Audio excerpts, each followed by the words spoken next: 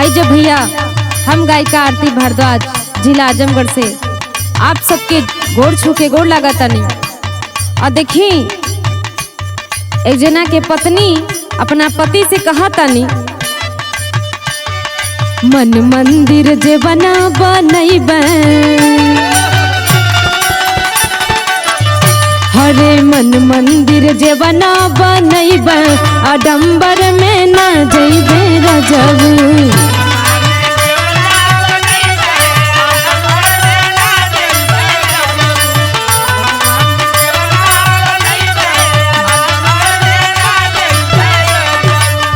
ना जइबे रजबू हो ना जइबे रजबू,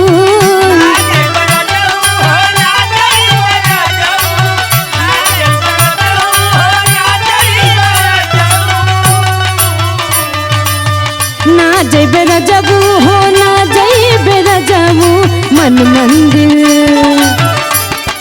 मन मंदिर जे बना बनैबे, आडंबर में ना जइबे रजबू।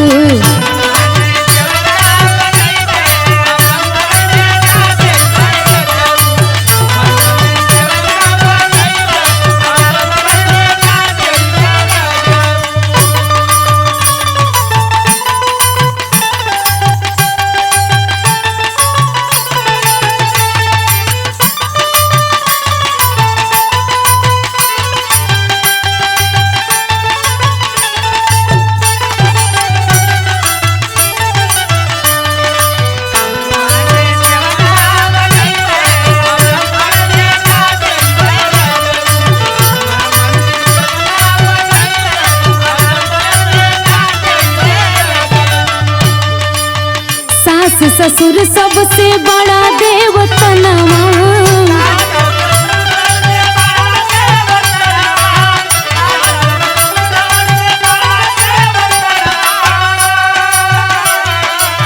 मात पिता के हम पूजबे चरणवा।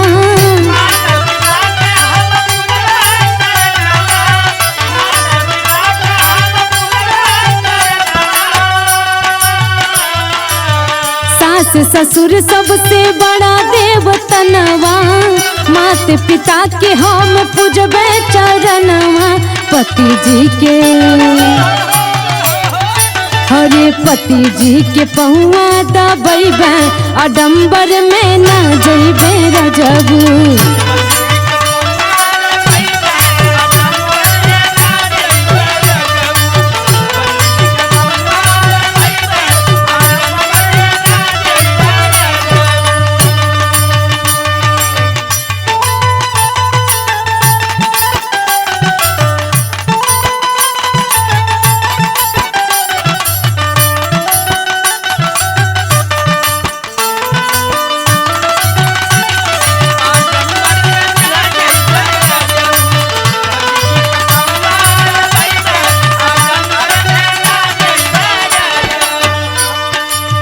दूधवा पियाई लाल बनी है बलवनवा,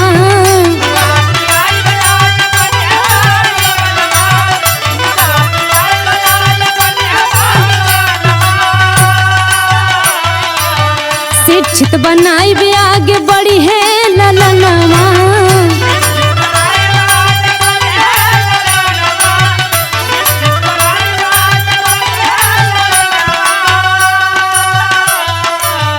दूधवा पियाई लाल बनी है बालवनवा, शिक्षित बनाई आगे बढ़ी है ललनवा।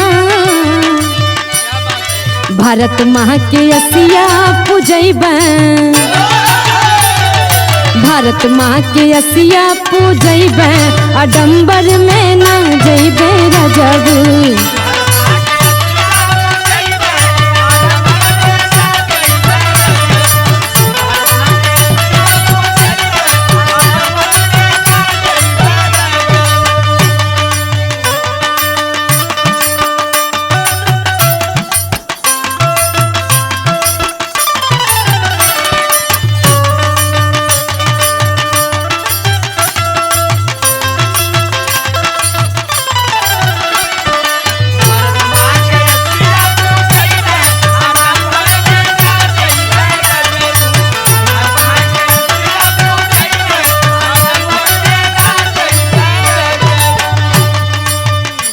सबसे बड़ा ग्रंथ भारत संविधानवा।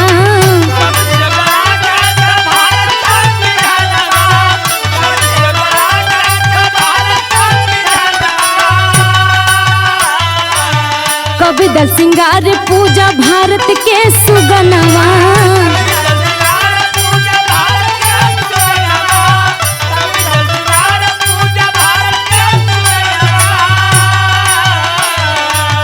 सबसे बड़ा ग्रंथ भारत संविधानवा।